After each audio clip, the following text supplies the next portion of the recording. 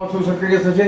તારીખ 17-18-19 ઘણા ભાગમાં વરસાદ થશે. કેટલાક ભાગમાં ભારે વરસાદ થવાની શક્યતા રહેશે. પશ્ચિમ સૌરાષ્ટ્રમાં ભારે વરસાદ થવાની શક્યતા રહેશે. જૂનાગઢના ભાગમાં ભારે વરસાદ થવાની શક્યતા રહેશે. નવસારી, સુરત, વલસાડ, ખંભાતના ભાગમાં ભારે વરસાદ થવાની શક્યતા રહેશે. નર્મદા તાપીમાં વરસાદ થવાની શક્યતા રહેશે. મધ્ય ગુજરાતના ભાગોમાં વડોદરા, નડિયાદ, આણંદ, કપડવંજના ભાગોમાં વરસાદ થશે. કેટલાક ભાગમાં ભારે વરસાદ થશે. પંચમહાલના ભાગમાં ભારે વરસાદ થવાની શક્યતા રહેશે. અમદાવાદ, ગાંધીનગરના ભાગમાં વરસાદ થશે. મહેસાણા, ઉત્તર ગુજરાતના ભાગમાં પાટણ તેમજ મહેસાણા, બનાસકાંઠા, સાબરકાંઠા, અરવલ્લી, હિંમતનગરના ભાગમાં વરસાદ થશે. કચ્છના કેટલાક ભાગમાં વરસાદ થવાની શક્યતા રહેશે. પણ ઉલ્લેખનીય છે કે તારીખ 26-30 ભારેથી અતિભારે વરસાદ થવાની શક્યતા રહેશે. જેમાં જૂનાગઢના ભાગમાં અતિભારે વરસાદ થવાની શક્યતા રહેશે. પશ્ચિમ સૌરાષ્ટ્રના ભાગમાં કેટલાક ભાગમાં અતિભારે વરસાદ થવાની શક્યતા રહેશે.